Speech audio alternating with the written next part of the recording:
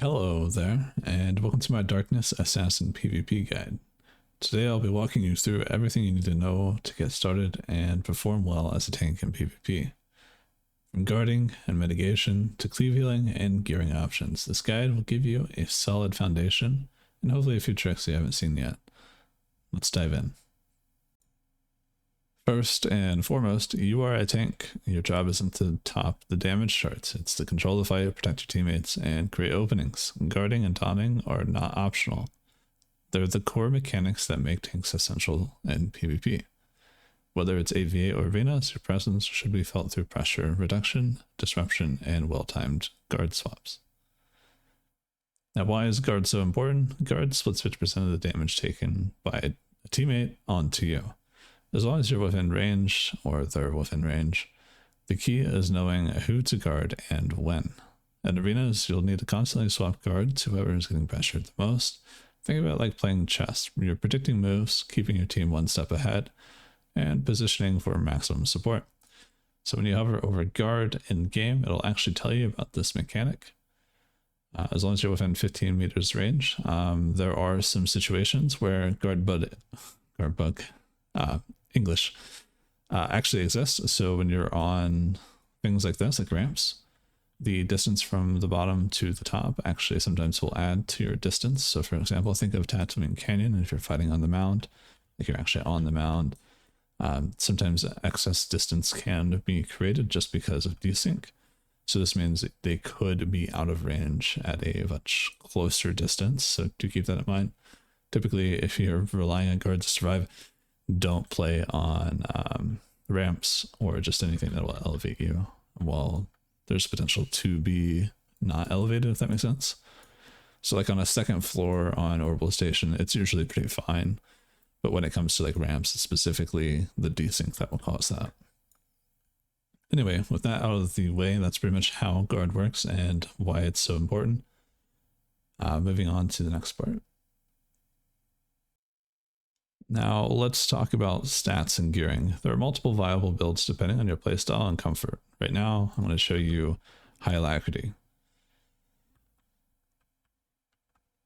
This is the build that I use for fun. It's not meta, but I like the speed and responsiveness that it offers. My damage per hit jumps a bit, but darkness is about frequency of abilities, not raw hits. If you're newer or lack top tier augments, I recommend running a more standard build instead. So that would be around 4800 critical and about 2200 to 2054 alacrity. And you wouldn't be running accuracy. The only reason I'm running accuracy is because I have accuracy stem, and I'm also running the devastating vengeance relic with the mastery one. Typically, you probably will not want to do this unless you're running high alacrity. Now you have options for relics. To go over that real quick, outside of the devastating vengeance, when I'm running a normal build, I will run both the power and the mastery one, so serendipitous assault and focus retribution. I will swap out the mastery relic for the reactive warding, and the main reason I'll do that is because this actually has mastery on it, and when you're running the normal build, you are pushing towards the mastery DR. Even though mastery doesn't technically DR, there is a point where mastery doesn't become as beneficial, and that's around 18.5 thousand. So you do start hitting that range, and the mastery proc won't have as much value as the power proc at that point. That's a little bit more stat nerdy. For PvE, it's a little bit different because you're going to be having more mastery around this range, but in PvP, you're actually able to go way higher. And especially if you decide to run instead of second wind or force training, you can run stimulated, which also will further increase the problem. However, going over 18.5 is not a bad thing. It's just after that point, the value of it, if your other stats are not good, you're going to find more value getting those up. Anyway, moving past that, because we've spent too much time on that. The alternative is reactive warding. The reason why I run reactive warding is because it's a absorb shield. It seems like 18,000 damage. That's nothing. That can't be good. That's only for 10 seconds every 40 seconds. Oh, that's terrible, right? No, the main reason why you would ever run this is because when it comes into arenas, whenever this procs your actual mitigation stats and this relic kind of like work together, if that makes sense. So you have a chance of just naturally shielding and absorbing. So this is even better on tanks that actually build mitigation, or if you have defenses up, like you have Dark Ward, Recklessness already up, which usually will be the standard to opening for like opener damage to deal with all of the damage that's coming out. And if it's really bad, then Shroud. But for the most part, you'll pretty much already have Dark Ward going, and then you'll probably think about popping Recklessness pretty soon, because you do get cooldown reduction on Recklessness with this build. That'll be your pretty much opener, like cooldowns that you'll pop, so they'll synergize really well. So with that, having this, you can absorb a CC. So this is the main reason why I say take this. This will allow you to absorb Carbonize, Electro Dart, Electro Stun, pretty much all of that stuff. And you can even, in theory, absorb a Electronet, which is crazy, without actually having to use Shroud. This not tactical, but Relic is incredibly good.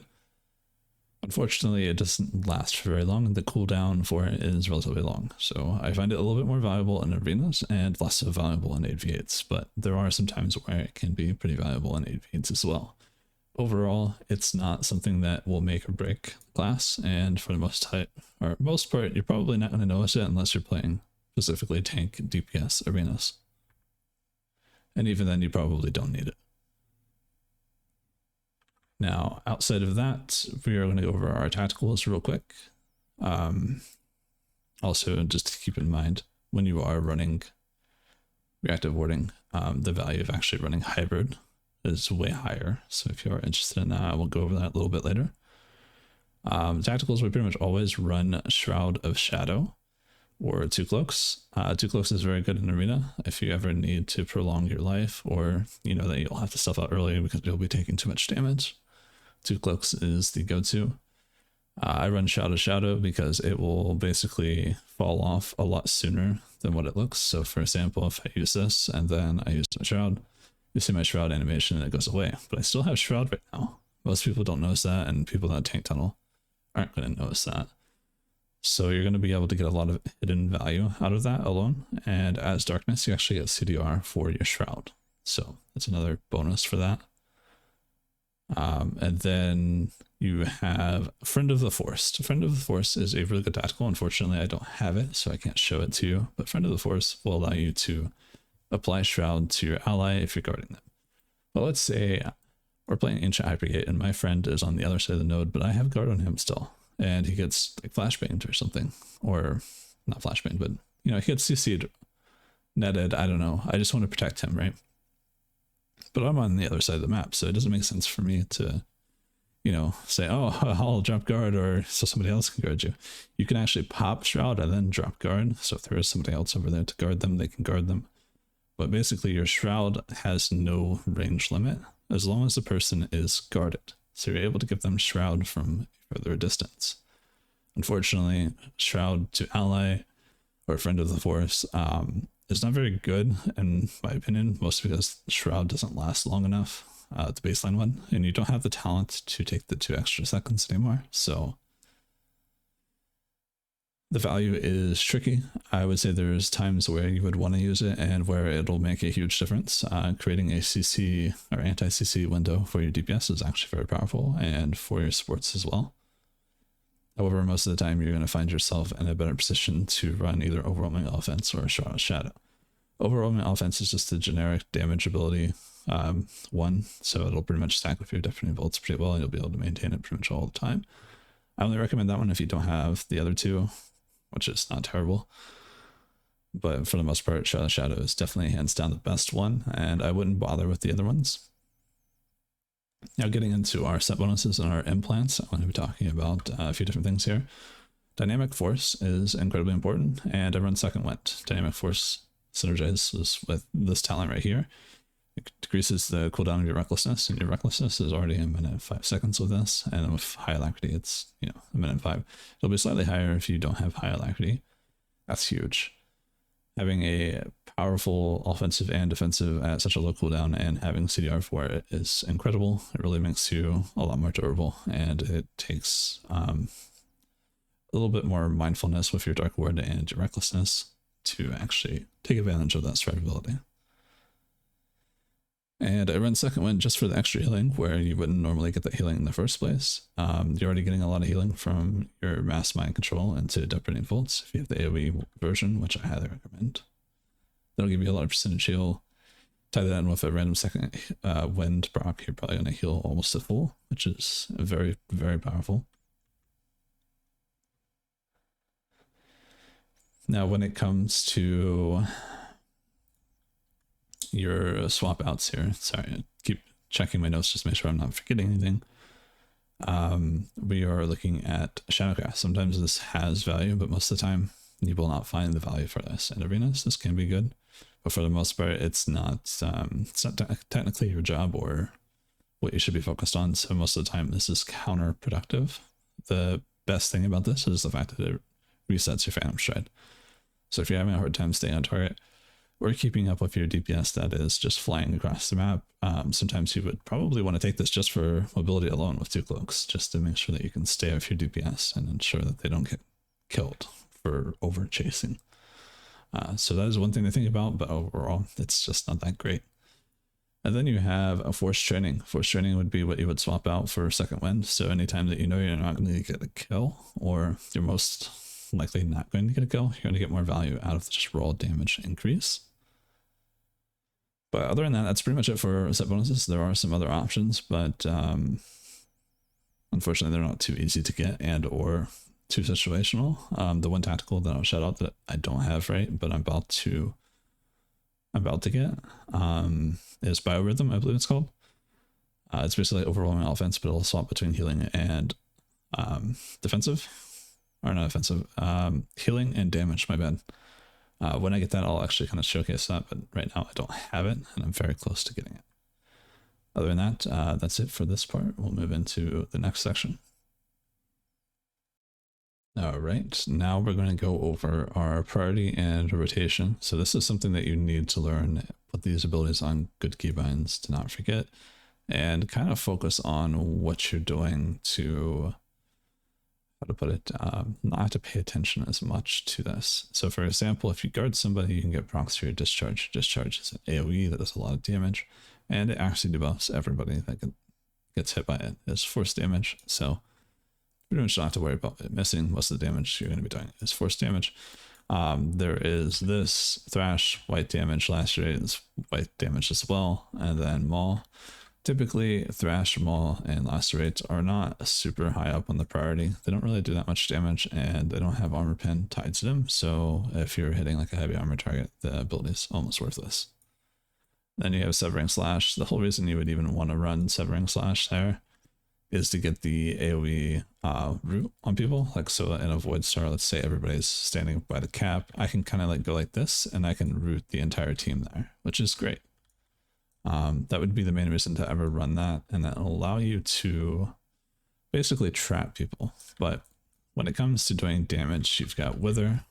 That's a high priority ability. Discharge, another high priority ability, and Shock. Those are your core abilities. Put these abilities on something incredibly easy to hit. These will be the 3 abilities that you'll always pay attention to. Now, when my character glows like this means I have the increased damage on Depredating Bolts, but I also have the interrupt immunity on it.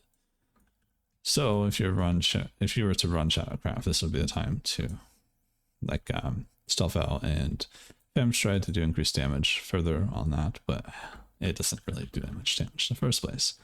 So always think about those 3 abilities, and if you use melee damage like Thrash or Maul, or even Lacerate, you have a chance to proc your Shock, which will basically help with the damage, but also I believe the force costs, if I remember correctly. Unfortunately, they made the old talent for Shock literally a passive now.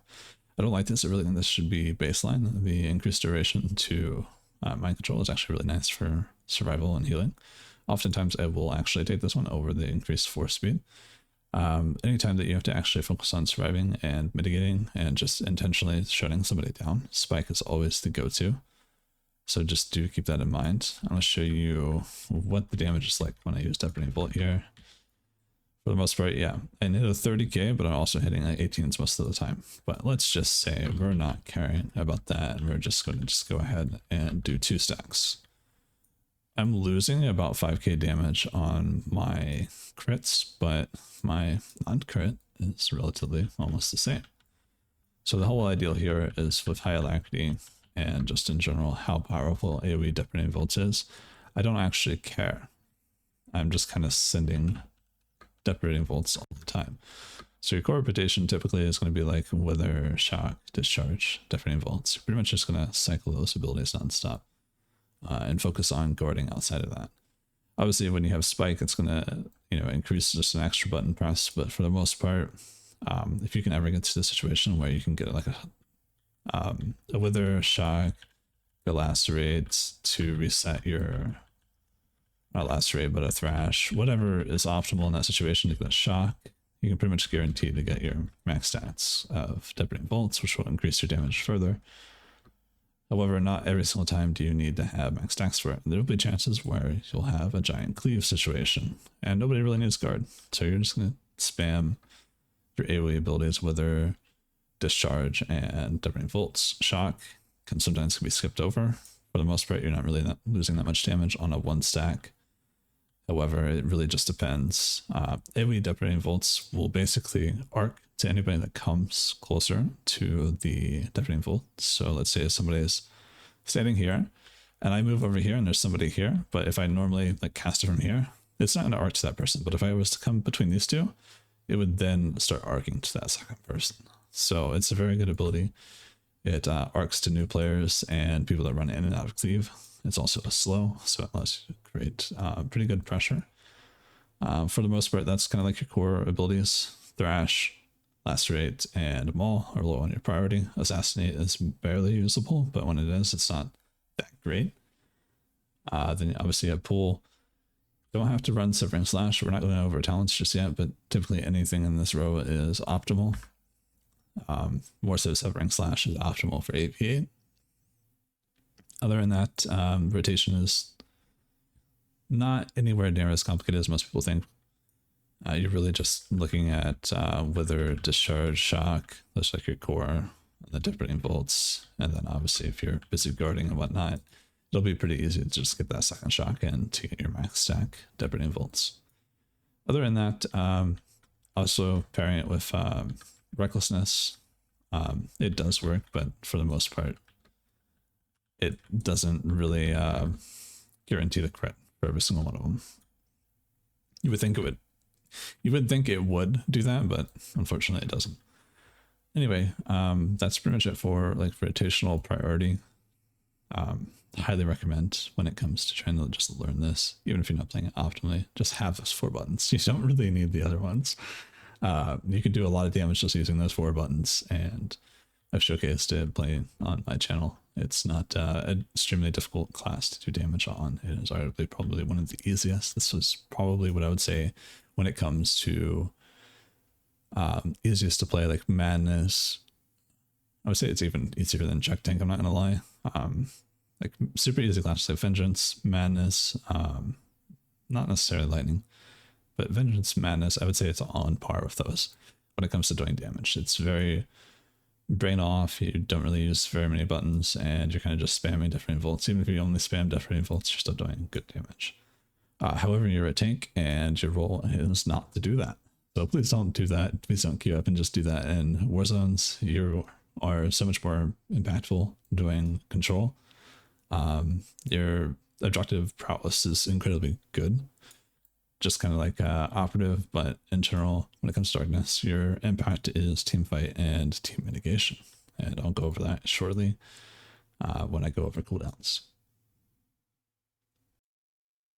All right, now we're already back. I'm going to talk about one more thing before we go into our defensive kit. So when you taunt somebody and you start hitting an ability, you're getting a % health heal. And obviously if you extend that with a shock, if you're taking this talent, you can still further get another ability off after shock to get an extra heal, but basically that's how that works. And if you're doing AoE taunt, the whole ideal is to have AoE depredating volts. So let's say if everybody's stacked up on a door, just like let's say playing with Void Star, or we're playing King of the Hill, Dust Proving Out, what you would basically do is make sure that, you know, if somebody's already knocked, just go ahead and make sure you do it after the knock, not while people are about to knock, or if you think people are going to knock, maybe just hold on to it for a second, because I guarantee you somebody will knock on your taunt and it'll just be very sad. So the ideal would be like trying to get them with overload, even knock them yourself, or, you know, use your severing slash to root them, AoE taunt, and then depredating bolts. So the way this interaction works is that every single AoE arcing and getting the AoE taunt on everybody, you will heal for each tick of your depredating bolts and each individual one. So you'll end up healing a crap ton. This is a intended mechanic and it's very good. There's actually a synergy with that, which will further decrease the cooldown of your AoE taunt, which is this one right here. We'll get into talents soon. I just want to go over the core things and then talents will be the last kind of like thing. Now getting into our defensive cooldowns, Recklessness is considered an offensive cooldown, but it's also a defensive cooldown. So when I pop Recklessness, watch our shield stat goes up to 54%.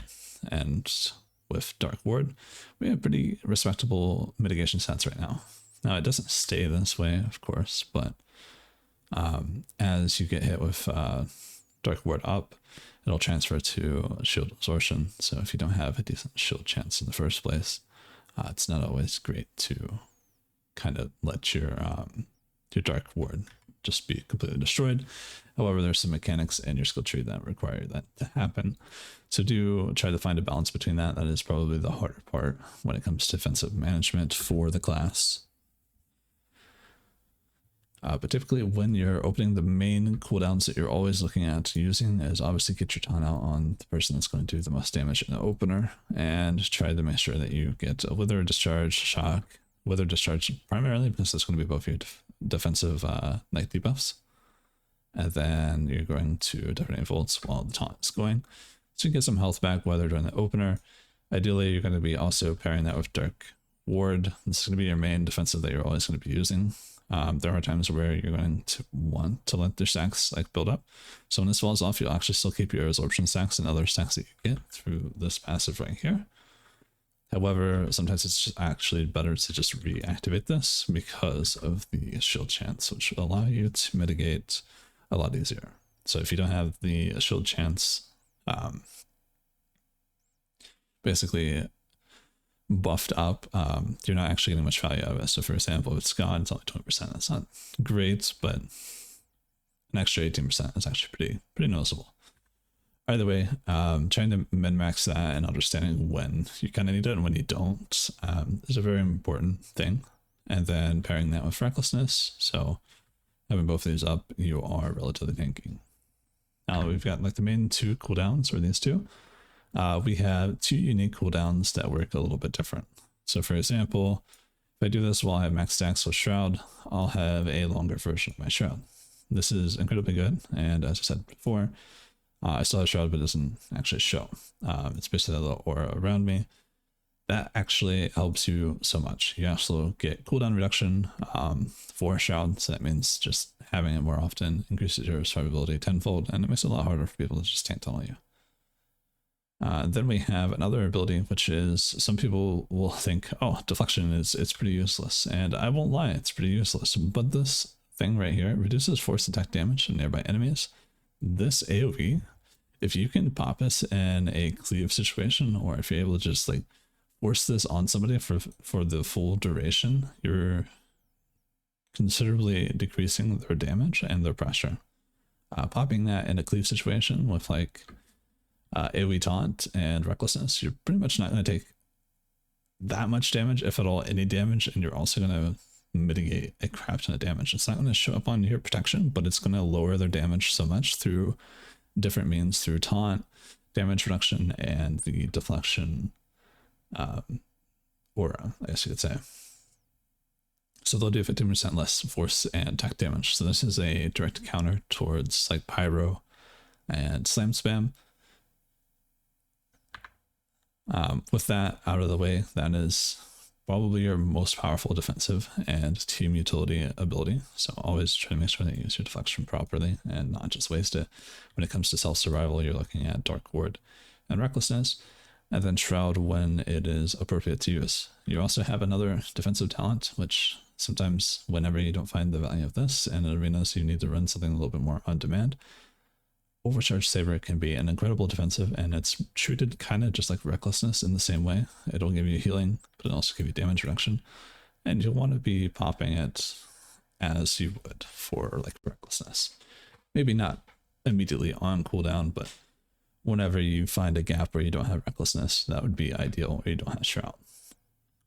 Either way, it's not a terrible ability. I just, most of the time, I don't find the value of it. 25% damage reduction is incredible, so anytime you find a chance where you're just not getting the value out of Dark Forces, so if it's not a longer fight, pretty much always take Overcharged Saber. And to give you an idea of like what that looks like, when I pop this ability, you'll get this this buff right here. This is your damage reduction for 15 seconds. That's actually really powerful and increases your survivability by a lot. So don't underestimate that. However, in any situation where you're playing regs, you're most likely going to get more value out of Dark Forces. So when you AoE taunt somebody and then AoE Death Pruning Bolts, you're probably going to get way more health, and that damage reduction isn't always necessary. It's sometimes overkill, but in arenas it's not overkill. If that makes sense. All right. Now with that, that's the majority of your defensive. So you also have another one, Spike. This is offensive, and it's a shutdown ability. So the whole idea here is to put this on their strongest DPS and ensure that they can't really do anything. This will give you the damage reduction right here. It's honestly not terrible. It's that little stack barrier that kind of like shows up there. It's kind of silly animation wise, but regardless, it is not bad. It's just extra damage reduction. For the most part, you'll take it for the stun, but the extra damage reduction just helps you a little bit more. Other than that, that's pretty much your defensive kit. You don't really have to worry too much about a lot of things. It's very simplistic in nature because you're using Dark Ward and Recklessness for the most part. Other than that, there's not really anything else you have to think about defensively. It does seem like it's relatively complicated. Unfortunately, it's not anywhere near as complicated as it used to be. And a lot of the build variety is just not viable anymore. So you're not able to spam max shield chance like you used to and get real value out of your Recklessness. And high alacrity is still valuable, and high alacrity does help the Reckless like CDR build a considerable amount for survival. So if I was to farm HPS, or if I wanted to, I'd be running Gloom Ward and high alacrity of trying to max out my HP as much as I can. I can get my HP a little bit higher, but I frankly just don't care as much. I like to still do damage. Anyway, moving on to the next part. Now I will show the talent tree. So we've talked about this a couple times already through this video. This is what I run. You run Spike anytime that you need to shut down somebody's single target. If you're playing Arena, pretty much always run Spike. You would really only run these two as they are more selfish. If you're really looking for AoE and you don't really care about shock, like if the games are AoE and they're melee heavy, this will be better because it will apply a 75% slow for 2.5 seconds. It's just incredibly powerful, and this will allow you to keep people stuck. With the coming update, we'll have 7 seconds off our force speed. So instead of having 5 seconds, it'll be 7. That brings us down to a 13-second force speed. So that means every 11 seconds you would be able to slow somebody for 75%. That's actually huge compared with your Death Pruning Bolts. You're already slowing people a decent amount. So that'll be relatively pretty good. However, the shock damage one is also incredibly good, but anytime that you actually need to play properly and shut somebody down, Spike is the way to go. Now, when it comes to our other options here, I pretty much never recommend running these. If you're ever stuck doing a single target, you're typically looking at really this doesn't even have armor pen. Like, I pretty much almost never use this one. It does seem in theory like it would be better, but in general, this is just, it's not as good as it seems. So when it comes to increasing the damage on Death Pruning Bolts, its modifier is just not very good. So that means regardless of the amount of crit or critical hit chance that you have, this ability will not do that much damage. Even with the 100% window, it still doesn't do that much damage. It's not terrible, but it doesn't do that much damage. There's a reason why they kept that modifier the way it is. I would probably recommend Energize Volts, which is kind of weird because you don't really care about the force that it restores. However, the increased 25% damage will be a little bit more useful, and you're most likely already going to have a taunt on them when you use that ability in the first place. This also means when you use AoE taunt and you use this ability, you'll get a little extra damage every different volts, but overall, well, I'm thinking, regardless of whether you do AoE taunt or Swtor, I'm thinking that you have the AoE, but you don't. Pretty much all times you're just going to be running the AoE one because it's just better, and it's a smart AoE, so it's always going to arc to the new target.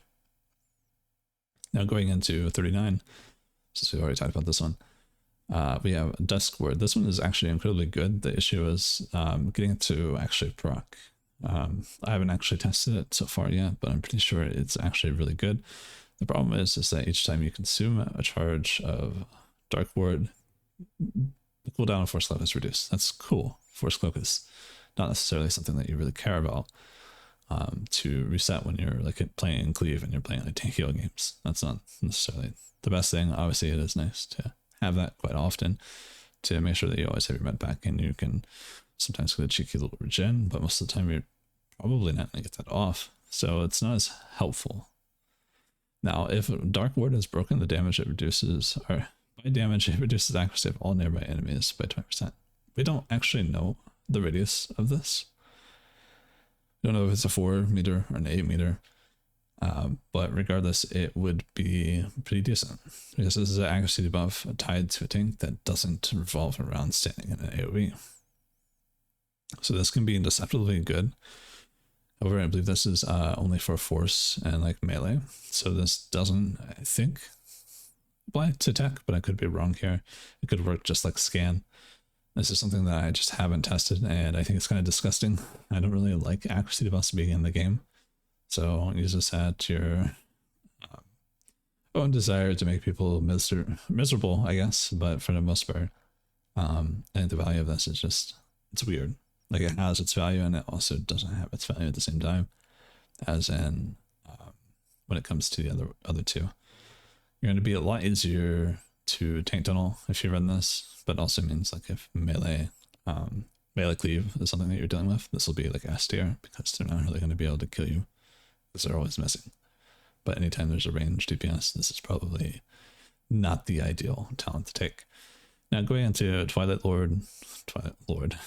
Ward, each time you consume a charged Dark Ward, cooldown of Recklessness is decreased by 2 seconds. If Dark Ward is broken by damage, it gives you 1 charge of Recklessness. This doesn't give you the absorb chance on the 1 stack. However, it will give you increased damage for your next ability. So this will increase your damage and also at the same time increase your defensive power because it'll give you cooldown reduction on Recklessness, which does give you 30% shield absorption for 20 seconds when you pop it. Which will be this little icon right here. So my whole build right now is centered around that and Recklessness CDR and Shroud CDR. And then moving on to the other one, this one basically gives you a little extra damage. So if you're playing mitigation, this is ideally the one that you'll usually go because this will increase the damage of just like base ability. So for example, Dark Ward will start doing damage. And it'll also reset the discharge and wither, which already has good base damage. And then you also get the cooldown reduction of mass mind control, which means that you can get a lot more cleave healing. So in those situations where you're actually playing mitigation, you're already going to be probably in a cleave situation because you're going to be able to handle more than 1 person at a time. So you'll get more value out of your healing and just having your AoE taunt up more often, which means you can get more percent healing. So this is pretty much always paired with Dark Forces. Then you also have Recklessness Defense. This one is really interesting. It's very powerful. If we still had 8s, this would probably be the meta talent to run at any time that somebody's trying to run cleave, especially like slam spam or pyrotech, or even something like engineering. Assuming that somebody can be by the engineering. Typically, this is the support tank. When it comes to like main tank, off tank, PT would probably be the main tank. You'll be looking at using this in cleave situations to basically allow your team to have extra survivability, but also just neuter cleave damage completely. Now, since that's not really a thing anymore, the value of being like the solo tank or main tank and using this is not as good. It's not terrible, but it's not as good. It's definitely hurts your own survival as well. And then we've talked about Overcharged Saber already, so we're going to go ahead and skip that, but it's very good in short matches. And then we have this row here. I pretty much never run Fade because the reset is just not as important, and even with 2 cloaks, I feel like it's not as important. The CC immunity, I also feel like it's not as important, but the damage reduced while you're stunned, I find that incredibly important. A lot of people that are going to tank tunnel you, they're going to stun you to make sure that you can't stealth out. So having the extra durability while you're stunned is incredible. 30% damage reduction on a already relatively tanky class. That's probably going to have something like that survivability. Increase that by 30%. Doesn't technically take this number, increase it by 30%, but if the ideal, you're going to be relatively tanky.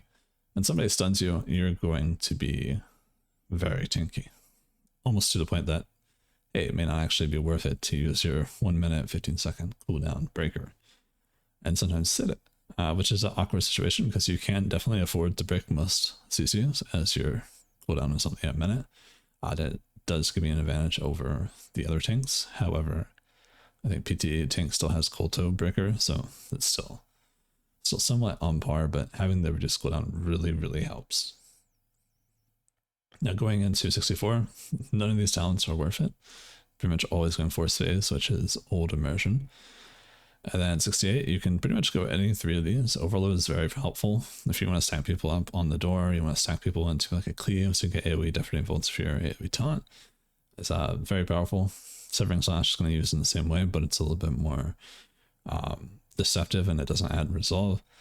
And then you have Whirlwind, so any situation where you're playing arenas, you can actually CC somebody out. Whirlwind is huge. And then same thing with this row. You already get Shroud, or not Shroud, you can already get a Purge on your stealth out. So you don't really find the value of Shroud on stealth out. When you're running Friend of the Horse, this can be kind of useful, but it's only 2 seconds of Shroud, so it's debatable on its value. Pretty much all times you're going to run Avoidance because it decreases the cooldown of your CC breaker and your force speed. So that's pretty much a no-brainer. Other than that, that's pretty much your talents. There's not really too much to think about there. They're kind of all straightforward. You do have some options here. You have some build diversity, which is very cool.